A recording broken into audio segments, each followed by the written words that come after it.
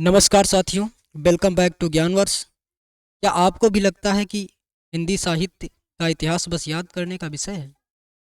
क्या आप बार बार भूल जाते हैं कि किस आलोचक ने किस दृष्टिकोण से इतिहास लिखा था? तो ये वीडियो आपके लिए गेम चेंजर साबित होने वाला है, क्योंकि आज हम जानेंगे सिर्फ रटने नहीं, समझने का तरीका। हिंदी साहित्य के इतिहास लेखन की शैली, प्रवृत्तियाँ और प्रमुख रचनाकार, वो भी एकदम आसान भाषा में।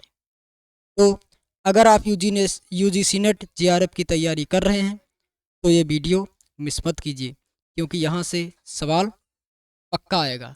मैं हूँ सुशील कुमार, स्वागत करता हूँ ज्ञानवर्ष पे। और आज का सेशन है हिंदी साहित्य इतिहास लेखन। तो चलिए शुरू करते हैं। उसके पहले अगर आप चैनल पर नए हैं तो कृपया चैनल को सब्सक्राइब करें और वीडियो को लाइक करें, दोस्तों के साथ शेयर करें। और इस वीडियो की अगर आपको पीडीएफ प्राप्त करना है तो हमारे टेलीग्राम और व्हाट्सएप चैनल से जुड़ना ना भूलें।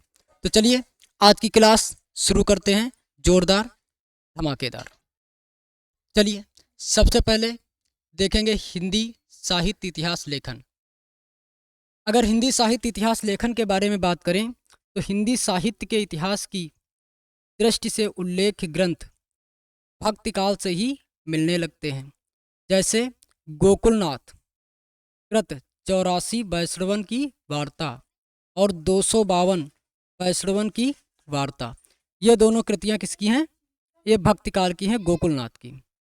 और नाभादास कृत भक्तमाल, ये भी भक्तिकाल का है, किंतु कवियों का विवरण मात्र होने से इन्हें इतिहास ग्रंथ नहीं माना जाता। ये जो कृतियाँ हैं, ये जो रचनाएं हैं, इसमें केवल जो उस समय के कवि थे उनके बारे में विवरण दिया गया है और उनके बारे में, कृतियों के बारे में जानकारी दी गई है, इसलिए इन्हें इतिहास ग्रंथ नहीं माना जा सकता है। हिंदी साहित्य के इतिहास लेखन की परंपरा का आरंभ 19वीं सदी में गारसा दा तासी कृत इस्तवार दला लितरेतर हिंदुस्तानी से माना जाता है। कब लिखा था इन्होंने? इन्होंने 1847 में लिखा था, दूसरा संस्करण आया था। हिंदी साहित्य के इतिहास लेखन की 4 पद्धतियाँ मुख्य रही हैं। कौन कौन सी हैं? पहली है वर्णाक्रम पद्धति। वर्णाक्रम पद्धति में लिखने वाले साहित्यकार कौन है? गारसा दा तासी हैं, शिव सिंह सेंगर हैं। और एक कालानुक्रमी पद्धति। इस पद्धति को फॉलो करने वाले या प्रयोग करने वाले साहित्यकार हैं जॉर्ज ग्रियर्सन और मिश्रबंधु। तीसरा है विधेयवादी पद्धति, जो सबसे अच्छी पद्धति मानी जाती है। इस पद्धति का प्रयोग किया है आचार्य रामचंद्र शुक्ल जी ने। और चौथे नंबर पे जो है यह है समाज शास्त्रीय पद्धति। इस पद्धति का उपयोग किया है रामविलास शर्मा जी ने। वैज्ञानिक पद्धति का उपयोग किया है गणपत चंद्र शुक्ल और रमाशंकर शुक्र रसाल जी ने। तो चलिए प्रत्येक पद्धति को हम क्रमवार देखने का प्रयास करते हैं। सबसे पहले क्या? वर्णानुक्रम पद्धति। वर्णानुक्रम पद्धति में क्या होता है, किस पद्धति को वर्णानुक्रम पद्धति कहते हैं, इस बारे में जानेंगे।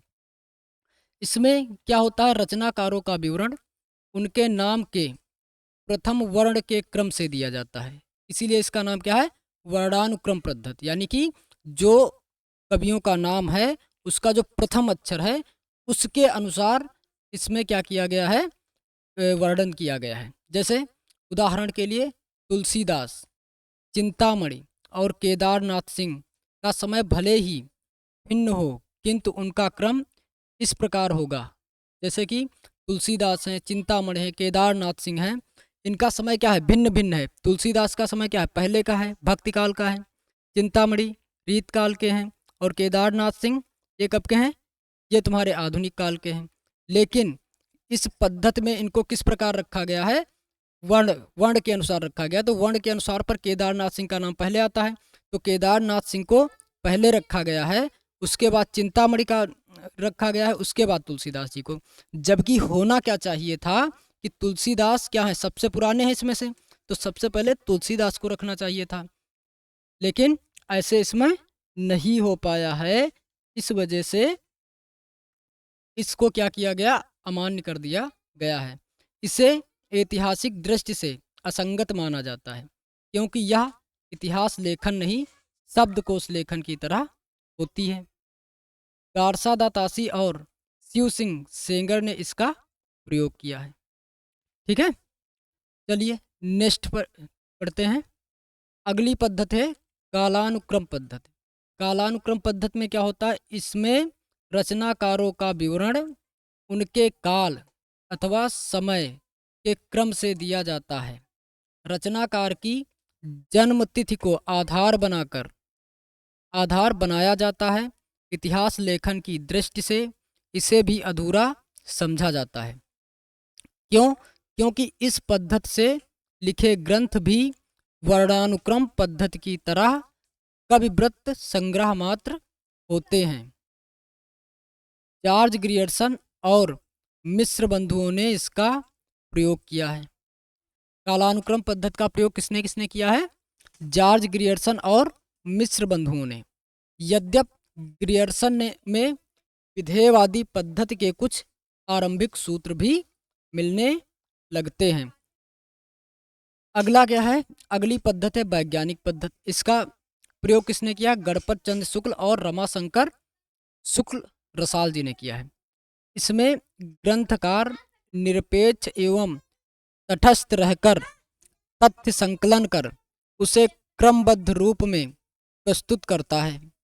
इतिहास लेखन सिर्फ तथ्य संकलन की नहीं बल्कि उनकी व्याख्या एवं विश्लेषण की भी मांग करता है। अतः इस पद्धति को भी अपरिपक्व माना जाता है। इस पद्धति का प्रयोग करने वाले साहित्यकार कौन से हैं? इतिहास लेखन गणपत चंद्र शुक्ल, रमाशंकर शुक्ल रसाल। अगली पद्धति देखते हैं। अगली पद्धति है विधेयवादी पद्धति। फ्रेंच के विद्वान तेन ने इसे सुव्यवस्थित सिद्धांत के रूप में स्थापित किया। तेन ने इस पद्धति को 3 शब्दों के माध्यम से स्पष्ट किया है: जाति, वातावरण और क्षण विशेष। यानी इस पद्धति के अनुसार किसी भी साहित्य के इतिहास को समझने के लिए उससे संबंधित जातीय परंपराओं, राष्ट्रीय और सामाजिक वातावरण एवं सामयिक परिस्थितियों का अध्ययन विश्लेषण क्या है? आवश्यक है। इससे इतिहास लेखन की व्यापक, स्पष्ट एवं विकसित पद्धति माना गया है क्योंकि इसके द्वारा साहित्य की विकास प्रक्रिया को बहुत कुछ स्पष्ट किया जा सकता है। हिंदी में सर्वप्रथम रामचंद्र शुक्ल ने इस पद्धति का प्रयोग किया। उसके बाद रामस्वरूप चतुर्वेदी, बच्चन सिंह आदि प्रख्यात साहित्य इतिहासकारों ने इस पद्धति को आगे बढ़ाया। लेकिन इसके कुछ प्रयोग, इस पद्धति के कुछ प्रयोग अभी पीछे पड़ चुके हैं कि जॉर्ज ग्रियर्सन में भी मिलते हैं, पाए जाते हैं। ठीक है, यह तथ्य उनके निम्नलिखित उद्धरणों से स्पष्ट होता है। यह इम्पोर्टेंट रामचंद्र शुक्ल का उद्धरण है जो कई बार परीक्षाओं में पूछा गया है। प्रत्येक देश का साहित्य वहाँ की जनता की चित्तवृत्तियों का संचित प्रतिबिंब होता है। आदि से अंत तक इन्हीं चित्तवृत्तियों की परंपरा को परखते हुए साहित्य परंपरा के साथ उसका सामंजस्य बैठाना ही साहित्य कहलाता है। ठीक है, आगे बढ़ जाएं। चलिए पढ़ते हैं। दूसरा उद्धरण किसका है? रामस्वरूप चतुर्वेदी का है। रामस्वरूप चतुर्वेदी जी क्या कहते हैं? कवि का काम यदि दुनिया में ईश्वर के कामों को न्यायोचित ठहराना है तो साहित्य के इतिहासकार का काम है कवि के कामों को साहित्य इतिहास की विकास प्रक्रिया में न्यायोचित दिखा सकना। ये भी इम्पोर्टेंट है, कई बार एग्जाम में पूछा जा चुका है। अब चलते हैं प्रमुख साहित्य इतिहास लेखक और उनकी रचनाएं। सबसे पहले आते हैं गारसादा तासी। गारसादा तासी, इनकी रचना है इस्तवार दला लिटरेचर इंदुए ए हिंदुस्तानी। भाषा क्या है? इस ग्रंथ की भाषा है फ्रेंच। फ्रेंच भाषा में लिखा गया है। यह हिंदी साहित्य इतिहास लेखन का पहला या पहली पुस्तक है, यानी कि यह पहला इतिहास ग्रंथ है हिंदी साहित्य इतिहास लेखन का। यह पुस्तक 2 भागों में प्रकाशित हुई। प्रथम भाग 1839 में तथा द्वितीय भाग 1847 में प्रकाशित हुआ। इसमें लगभग 738 कवियों का वर्णन अंग्रेजी वर्णमाला के क्रम के आधार पर किया गया है, जिसमें से 666 उर्दू के हैं और 72 हिंदी के हैं। यानी 738 कवियों में हिंदी कवियों की कुल संख्या कितनी है? 72 है। वर्णानुक्रमी पद्धति पर लिखा गया यह हिंदी साहित्य इतिहास की प्रथम पुस्तक है। ठीक है, आगे क्या है? इस पुस्तक का हिंदी अनुवाद लक्ष्मी सागर वार्ष्णेय ने 1952 में इंदुई साहित्य का इतिहास शीर्षक से किया है। ये पहले किस भाषा में थी? फ्रेंच भाषा में लिखी गई थी, लेकिन इसका हिंदी अनुवाद किसने किया है? लक्ष्मी सागर वार्ष्णेय ने। कब किया था? 1952 ईस्वी में। किस शीर्षक से किया था? इंदुई साहित्य का इतिहास। ये याद रखना। अगले साहित्य इतिहासकार हैं शिव सिंह सेंगर। इनकी रचना है शिव सिंह सरोज। इनकी रचना कब प्रकाशित हुई थी? इनका जो साहित्य इतिहास है शिव सिंह सरोज है, जो 1883 में प्रकाशित हुआ था। यह हिंदी भाषा में लिखा गया हिंदी साहित्य का पहला इतिहास है। यानी कि शिव सिंह सरोज जो है ये पहला ऐसा इतिहास है जो हिंदी भाषा में लिखा गया था। इसमें लगभग 1000 भाषा कवियों का जीवन चरित्र उनकी कविताओं के उदाहरण के साथ प्रस्तुत किया गया है। यह इतिहास वर्णानुक्रमी पद्धति पर लिखा गया है, यानी जैसे गारसादा तासी का ग्रंथ लिखा गया इतिहास ग्रंथ, वैसे ही यह भी उसी पद्धति में ही लिखा गया है। चलिए आगे चलते हैं। आगे अगर बात करें तो अगले नंबर पे है George A Grierson. George A Grierson, इनकी पुस्तक का नाम है the modern vernacular literature of northern Hindustan. इसकी भाषा क्या है? अंग्रेजी भाषा है। इस ग्रंथ का प्रकाशन एशियाटिक सोसाइटी ऑफ बंगाल की पत्रिका के विशेषांक के रूप में हुआ था। बहुत से विद्वानों ने इसे सही अर्थों में हिंदी साहित्य का पहला इतिहास ग्रंथ माना है। ये इम्पोर्टेंट है, पूछ लेता है कभी कभी कि सही अर्थों में हिंदी साहित्य का पहला इतिहास ग्रंथ किसे माना जाता है, तो याद रखना किसे? The modern vernacular literature of northern Hindustan. इसकी है जॉर्ज ग्रियर्सन की है। इसमें सर्वप्रथम हिंदी साहित्य का भाषा की दृष्टि से क्षेत्र निर्धारित करते हुए हिंदी के इतिहास को संस्कृत, पाली, प्राकृत एवं अरबी फारसी मिश्रित उर्दू से पृथक किया गया था। इसमें पहली बार कवियों को कालानुक्रमानुसार वर्गीकृत करते हुए उनकी प्रवृत्तियों को उद्घाटित भी किया गया है। संपूर्ण ग्रंथ 11 अध्यायों में विभक्त है तथा प्रत्येक अध्याय एक काल का सूचक है। हर अध्याय का नामकरण भी किया गया है। आगे चलते हैं।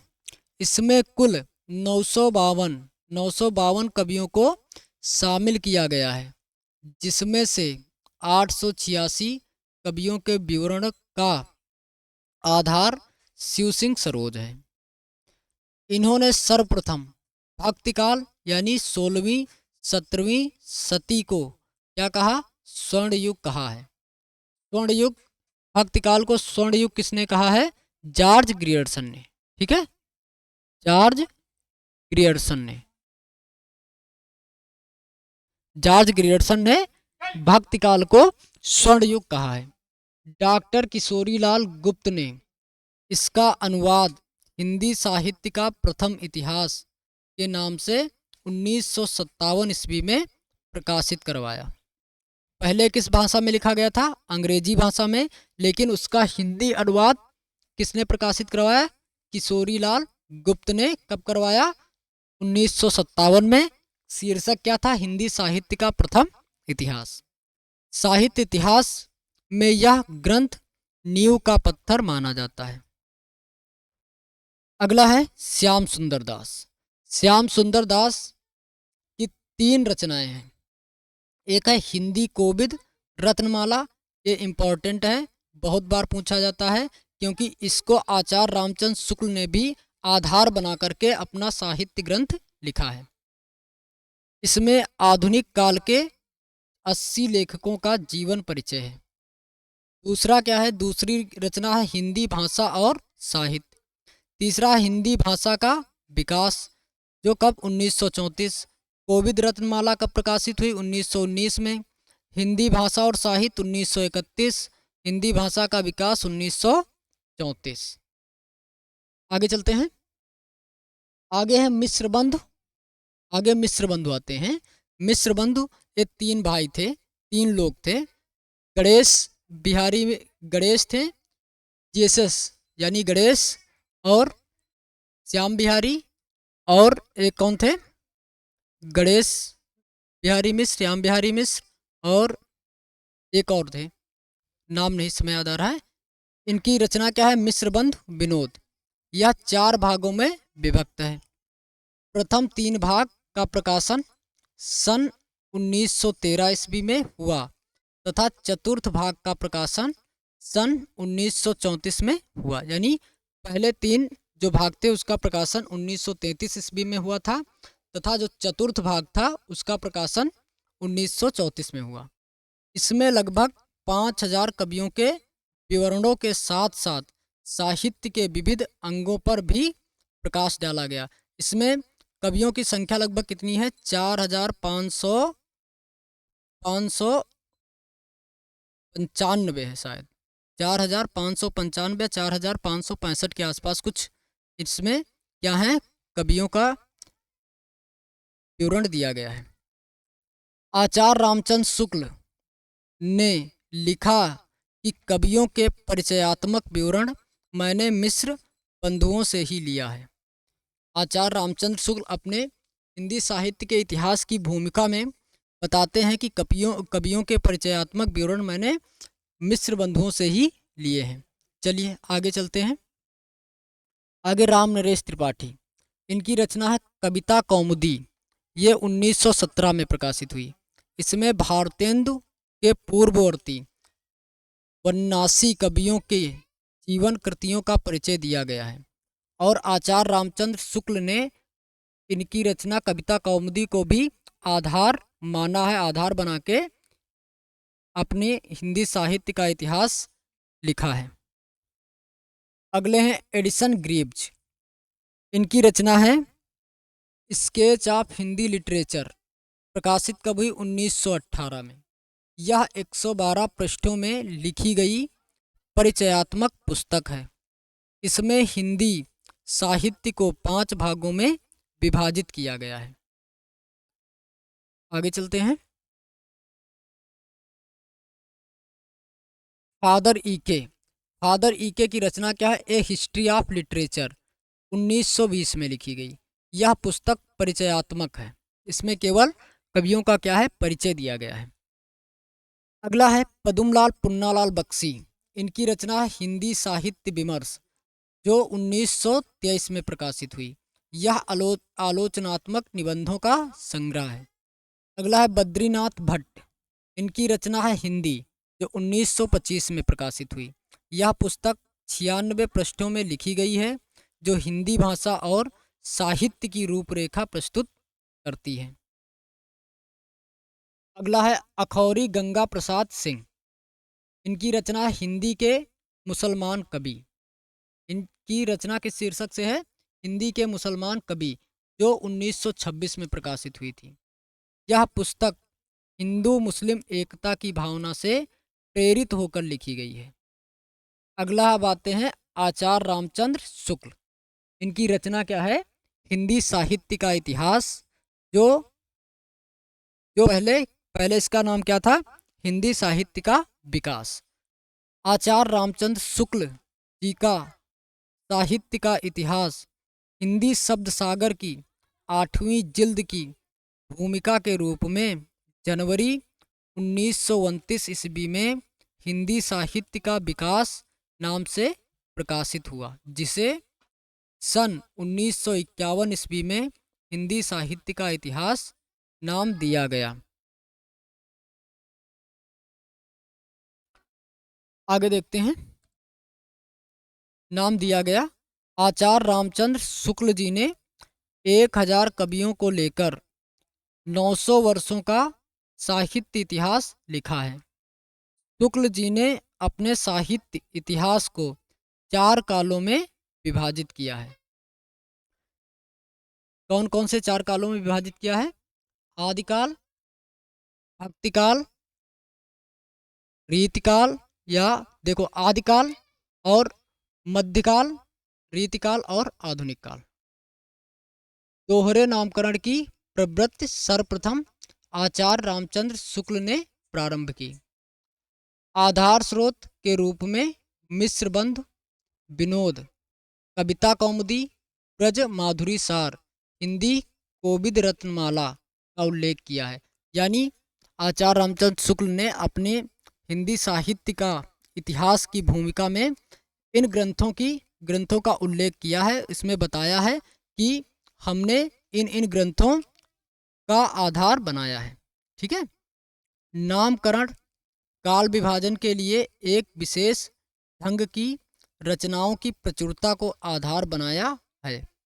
आचार्य रामचंद्र शुक्ल जी ने शिव सिंह सेंगर की पुस्तक को कविवृत्त संग्रह, ग्रियर्सन की पुस्तक को बड़ा कविवृत्त संग्रह और मिश्रबंधु की पुस्तक को बड़ा भारी कविवृत्त संग्रह कहा है। चलिए आगे चलते हैं। आचार्य रामचंद्र शुक्ल ने आदिकाल को 4 प्रकरणों में विभाजित किया है। पहला प्रकरण क्या है? सामान्य परिचय। दूसरा है अपभ्रंश काव्य। तीसरा है वीर गाथा काल। चौथा है फुटकल काव्य। आचार्य रामचंद्र शुक्ल ने अपभ्रंश काव्य सिद्ध जैन नाथ को स्थान दिया है और इसे सांप्रदायिक कोटि की रचना कहा है। आचार्य रामचंद्र शुक्ल ने भक्तिकाल को पराजित मनोवृत्ति का प्रतीक माना है और उसे 6 प्रकरणों में विभाजित किया है। आचार्य रामचंद्र शुक्ल ने कबीर को संत मत का प्रवर्तक और कुतुबुन को सूफी मत का प्रवर्तक कहा है। ये जो भक्तिकाल को 6 भागों में 6 प्रकरण में बांटा है, उसमें पहला क्या है? सामान्य परिचय आता है, फिर ज्ञान मार्गी शाखा आती है, फिर प्रेम मार्गी शाखा आती है, फिर भक्तिकाल का भक्तिकाल की शाखा आती है रामाश्रयी, फिर कृष्णाश्रयी, उसके बाद फिर फुटकल रचनाएं आती हैं। ये 6 प्रकरण इसमें आते हैं। चिंतामणि को हिंदी का प्रथम आचार्य और रीतिकाल का प्रवर्तक कहा है। केशवदास को भक्तिकाल में स्थान दिया और उन्हें कठिन काव्य का प्रेत कहा। आधुनिक काल को गद्यकाल कहा है।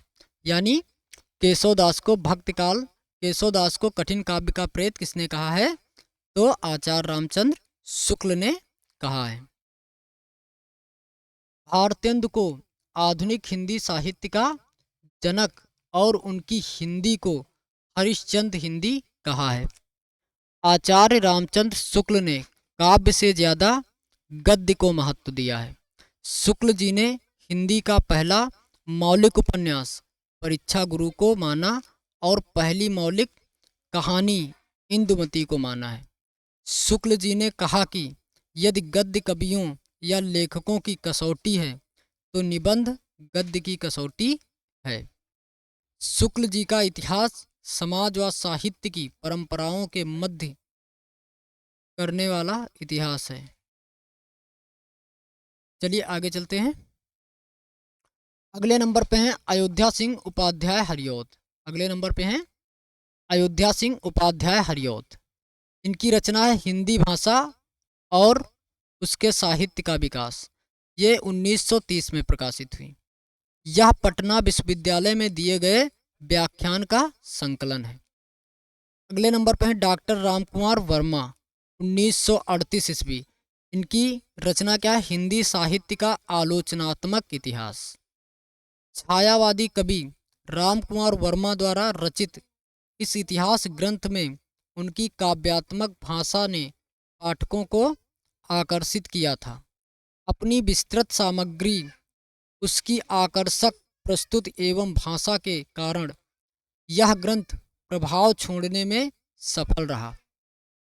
इसमें सिर्फ आदिकाल व भक्तिकाल यानी कि 693 ईस्वी से 1693 ईस्वी तक की अवधि को ही स्थान मिला है। आगे का भाग वे नहीं लिख पाए। निर्गुण ज्ञानाश्री शाखा को संत काव्य तथा निर्गुण प्रेमाश्री शाखा को सूफी काव्य नाम दिया। इसमें अपभ्रंश साहित्य के बड़े हिस्से को भी शामिल कर संधिकाल शीर्षक के अंतर्गत प्रस्तुत किया था। वर्मा जी ने इसी से आदिकाल को संधिकाल एवं चारण काल कहा था। क्वेश्चन आता है कि आदिकाल को चारण काल किसने कहा है या संधिकाल किसने कहा है? तो किसने कहा है? रामकुमार वर्मा ने। आगे चलते हैं। हजारी प्रसाद द्विवेदी। हजारी प्रसाद द्विवेदी, ठीक है। हिंदी साहित्य की भूमिका, इनके इतिहास ग्रंथ कौन से हैं? हिंदी साहित्य की भूमिका, भवाद। भवाद के नाम से, भवाद ट्रिक से याद रखना। भा से क्या हो जाएगा? भूमिका। वा से क्या हो जाएगा? विकास। ती से क्या हो जाएगा? आदिकाल। ठीक है, तो भवाद याद रखना। तो पहला क्या? हिंदी साहित्य की भूमिका, जो 1940 ईस्वी में प्रकाशित हुई। दूसरा क्या है? हिंदी साहित्य उद्भव और विकास, जो 1952 ईस्वी में प्रकाशित हुआ। तीसरा क्या है? हिंदी साहित्य का आदिकाल, जो 1952 में प्रकाशित हुआ। हजारी प्रसाद द्विवेदी ने कोई स्वतंत्र ग्रंथ नहीं लिखा, किंतु उल्लिखित तीनों ग्रंथ साहित्य इतिहास संबंधी ही हैं एवं इनमें एक निश्चित साहित्य इतिहास दृष्टि भी मिलती है। आचार्य द्विवेदी इतिहास को परंपरा के विकास के रूप में व्याख्यायित करते थे।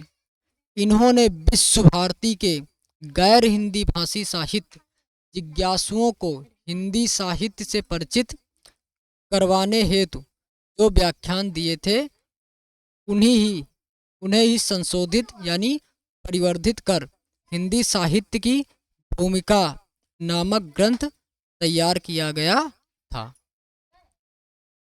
आगे देखते हैं कि आदिकाल का स्वरूप निर्धारण।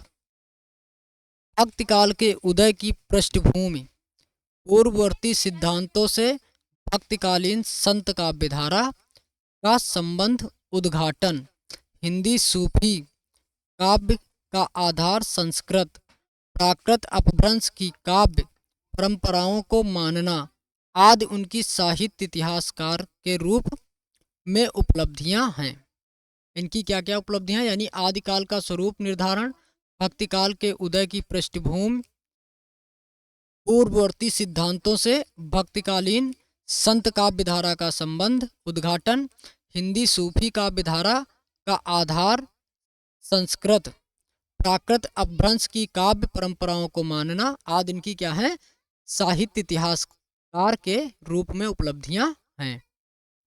अगले नंबर पर है डॉक्टर गणपत चंद्र गुप्त। गणपत चंद्र गुप्त, जो क्या है? हिंदी साहित्य का वैज्ञानिक इतिहास। इनका ग्रंथ क्या है? हिंदी साहित्य का वैज्ञानिक इतिहास। पीछे शायद हमने गणपत चंद्र गुप्त को शुक्ल बता दिया था, तो वो शुक्ल नहीं, गणपत चंद्र गुप्त हैं। शुक्ल और रमाशंकर शुक्ल रसाल हैं। ठीक है। आचार्य शुक्ल द्वारा प्रतिपादित ढांचे में अमूल चूल परिवर्तन, यानी अमूल चूल का मतलब थोड़े बहुत परिवर्तन करने का एक सार्थक प्रयास इस ग्रंथ के माध्यम से किया गया।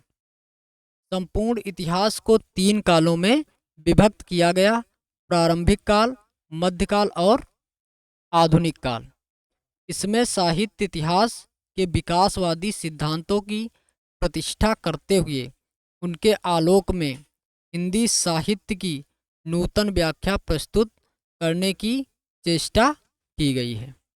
यानी कि इसमें इन्होंने क्या किया है, जो साहित्य इतिहास के विकासवादी सिद्धांतों की प्रतिष्ठा करते हुए उसके आलोक में हिंदी साहित्य की नूतन व्याख्या प्रस्तुत करने का प्रयास किया है। आगे चलते हैं। डॉक्टर नगेंद्र एवं हरदयाल, इनकी रचना है हिंदी साहित्य का इतिहास, जो 1973 में प्रकाशित हुआ। डॉक्टर नगेंद्र के संपादन में 26 विद्वानों के सहयोग से यह विशद ग्रंथ रचा गया था। इतने विद्वानों के कारण एक ऐतिहासिक दृष्टि संपूर्ण ग्रंथ में आद्योपांत नहीं हो पाई है, किंतु फिर भी प्रत्येक काल व उससे जुड़े रचनाकारों पर सरल भाषा में अपेक्षाकृत अधिक प्रमाणिक व व्यवस्थित सामग्री के कारण यह विद्यार्थियों में विशेष रूप से प्रचलित है। अगला देखते हैं। रामस्वरूप चतुर्वेदी, इनका इतिहास ग्रंथ है हिंदी साहित्य और संवेदना का विकास, जो 1986 ईस्वी में प्रकाशित हुआ। साहित्य इतिहास लेखन के लिए व्यास सम्मान सहित कई पुरस्कार प्राप्त करने वाला यह ग्रंथ अपनी लोकप्रियता एवं आकर्षण में अद्वितीय है। रामस्वरूप चतुर्वेदी मूलतः आचार्य शुक्ल की दृष्टि से प्रभावित हैं, फिर भी उन्होंने शुक्ल जी के युगीन दृष्टिकोण और द्विवेदी जी के परंपरावादी दृष्टिकोण में परस्पर संबंध बनाते हुए लिखा है।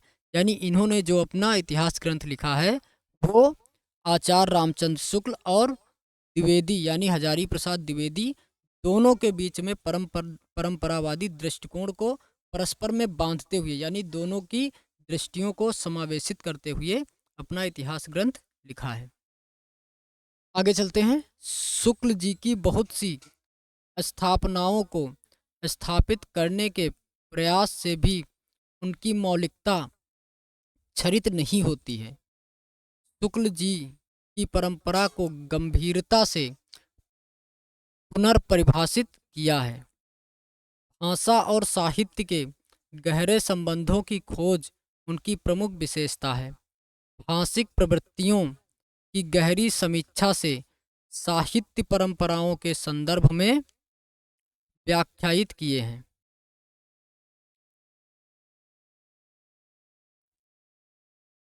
अब आगे क्या देखेंगे, हिंदी साहित्य इतिहास लेखन से संबंधित महत्वपूर्ण तथ्य क्या हैं। उदय नारायण तिवारी कृत हिंदी भाषा का उद्भव और विकास तथा डॉक्टर भगीरथ मिश्र कृत हिंदी काव्यशास्त्र का इतिहास उल्लेख्य ग्रंथ है। राम नरेश त्रिपाठी ने कविता कौमुदी जो 1928 ईस्वी में लिखी थी के 8 भागों में हिंदी, उर्दू, बांग्ला और संस्कृत की कविताओं तथा लोकगीतों का संकलन संपादित किया था। आगे चलते हैं। तज़किरा इस्सूरा की हिंदी को अंग्रेजी में उर्दू कवियों का इतिहास और उर्दू में हिंदी शायरों का तज़किरा कहा जाता है। ये कब प्रकाशित हुआ था 1848 में प्रकाशित हुआ था। ठीक है। प्रदुमलाल पुन्नालाल बख्शी हिंदी साहित्य इतिहास को आलोचनात्मक ढंग से समझाने के लिए प्रसिद्ध हैं। हिंदी के मुसलमान कवि नामक साहित्य इतिहास ग्रंथ गंगा प्रसाद सिंह का है। ब्रजमाधुरी सार के संपादक की प्रेरणा वियोगी हरि को पंडित राधाचरण गोस्वामी से मिली। माता प्रसाद गुप्त का हिंदी पुस्तक साहित्य नामक ग्रंथ आधुनिक साहित्य का बीजक कहलाता है। ये इम्पोर्टेंट है, याद रखना। एफ ई के ने ए हिस्ट्री ऑफ हिंदी लिटरेचर में हिंदी साहित्य इतिहास को 4 कालों में बांटा है। आगे चलते हैं। एफ ई के ने हिंदी की शैशवावस्था के व्रतों का वर्णन करने के बाद काल विभाजन का आधार हिंदी साहित्य के महत्वपूर्ण आंदोलनों को बनाया। अब साहित्य इतिहास संबंधी अन्य उल्लेख ग्रंथ कौन कौन से हैं? जैसे राजस्थानी भाषा और साहित्य, इसका है डॉक्टर मोतीलाल मिनारिया। राजस्थान का पिंगल साहित्य डॉक्टर मोतीलाल मिनारिया का है। राजस्थान साहित्य की रूपरेखा डॉक्टर मोतीलाल मिनारिया का है। चैतन्य मत और ब्रज साहित्य प्रभुदयाल मीतल। यानी कि राजस्थान से संबंधित तीनों ये इतिहास ग्रंथ किसके हैं? मोतीलाल मिनारिया के हैं। ठीक है, राजस्थान से संबंधित तीनों ये ग्रंथ मोतीलाल मिनारिया के हैं, याद रखना। ठीक है, चैतन्य मत और ब्रज साहित्य प्रभुदयाल मीतल का है। राधा वल्लभ संप्रदाय सिद्धांत और साहित्य ये डॉक्टर विजेंद्र स्नातक का है। पंजाब प्रांतीय हिंदी साहित्य का इतिहास ये चंद्रकांत बाली का है। आगे चलते हैं। आचार्य हजारी प्रसाद द्विवेदी के विषय में डॉक्टर गणपत चंद्र गुप्त ने लिखा। क्या कहा है? डॉक्टर गणपत चंद्र गुप्त ने हजारी प्रसाद द्विवेदी के विषय में कहा है, वस्तुतः वे पहले व्यक्ति हैं जिन्होंने आचार्य रामचंद्र शुक्ल की अनेक धारणाओं और स्थापनाओं को चुनौती देते हुए उन्हें सबल प्रमाणों के आधार पर, सबल प्रमाणों के यानी कि प्रमाणों के आधार पर खंडित किया है। निश्चय ही आचार्य द्विवेदी हिंदी के सबसे अधिक सशक्त इतिहासकार रहे हैं। एक कोटेशन याद रखना कि निश्चय ही आचार्य द्विवेदी हिंदी के सबसे अधिक सशक्त इतिहासकार रहे हैं। किसका कथन है? पूछा जा सकता है। अगला है, हिंदी के साहित्य इतिहास लेखन के संदर्भ में नलिन बिलोचन शर्मा के निम्नलिखित मत स्मरणीय है। कौन कौन सा है? हिंदी साहित्य का पहला इतिहास लेखक गारसादा तासी था, यह निर्विवाद है। ये कथन किसका है? नलिन बिलोचन शर्मा का है, याद रखना। हिंदी के विधेयवादी साहित्य इतिहास के आदम प्रवर्तक शुक्ल जी नहीं प्रत्युत ग्रियर्सन है। ये भी इम्पोर्टेंट है। ये दोनों जो वक्तव्य हैं ये वेरी इंपॉर्टेंट हैं, इन्हें याद रखना। ठीक है, आगे चलते हैं। एक मिनट, आगे कुछ क्वेश्चन दे रखे हैं। हिंदी में साहित्य इतिहास लेखन की सर्वाधिक लोकप्रिय पद्धति कौन सी है? इसका उत्तर कमेंट बॉक्स में दीजिए। बताइए, हिंदी में साहित्य इतिहास लेखन की सर्वाधिक लोकप्रिय पद्धति कौन सी रही है? वर्णानुक्रम पद्धति, विधेयवादी पद्धति, वैज्ञानिक पद्धति, कालानुक्रमी पद्धति। बताइए कौन सी पद्धति सर्वाधिक लोकप्रिय रही है? कमेंट करके बताइए। इसका सही आंसर क्या हो जाएगा? बी, विधेयवादी पद्धति जो है ये सर्वाधिक लोकप्रिय रही है। अगला क्वेश्चन देखते हैं। किसी भी साहित्य के इतिहास को समझने के लिए उससे संबंधित जातीय परंपराओं, राष्ट्रीय और सामाजिक वातावरण एवं सामयिक परिस्थितियों का अध्ययन विश्लेषण आवश्यक है। यह कथन किस पद्धति के संदर्भ में कहा गया है? बताइए, ये जो कथन है किसके संदर्भ में बताया गया है? पीछे अभी पढ़ चुके हैं। बताइए, विधेयवादी पद्धति के लिए कहा गया है, या कालानुक्रमी पद्धति के लिए कहा गया है, या वर्णानुक्रमी पद्धति के लिए कहा गया है, या वैज्ञानिक पद्धति के लिए कहा गया है? तो इसका सही उत्तर हो जाएगा विधेयवादी पद्धति। अब आपको कमेंट करके ये बताना है कि विधेयवादी पद्धति का प्रयोग किसने किया है। ठीक है, कमेंट बॉक्स में बताइएगा कि विधेयवादी पद्धति का प्रयोग किस इतिहासकार ने किया है। चलिए अगला क्वेश्चन देखते हैं। रामचंद्र शुक्ल ने अपने पूर्ववर्ती साहित्य इतिहास ग्रंथों के लिए निम्नलिखित विशेषणों का प्रयोग किया है। मैं चाहता हूं कि इस क्वेश्चन का आंसर आप कमेंट बॉक्स में दें, तो इसलिए ये इस क्वेश्चन का आंसर मैं नहीं दूंगा, आप स्वयं इसका आंसर कमेंट बॉक्स में दीजिए। ठीक है, चलिए आज के लिए इतना ही। आशा करता हूं कि आपको यह वीडियो, यह सेशन पसंद आया होगा। अगर आपको यह सेशन पसंद आया है, उपयोगी लगा है, तो वीडियो को लाइक करें, अपने दोस्तों के साथ शेयर करें और ज्ञानवर्स चैनल को सब्सक्राइब करें। और हाँ, बेल आइकन दबाना ना भूलें, जिससे इस पर आने वाले प्रत्येक वीडियो, प्रत्येक लेक्चर आपको सबसे पहले प्राप्त हों। और हाँ, अगर आपको इस सेशन की PDF चाहिए तो हमारे व्हाट्सएप और टेलीग्राम चैनल से अवश्य जुड़ें। वहाँ पर सभी PDFs के साथ में क्विज और MCQ भी प्रोवाइड कराए जाते हैं। तो आप लोग हमारे टेलीग्राम और व्हाट्सएप चैनल से अवश्य जुड़ें, अभी जुड़ जाएं। आज के लिए इतना ही, फिर मिलते हैं एक नए सेशन में इसी जोश के साथ में। तब तक के लिए धन्यवाद।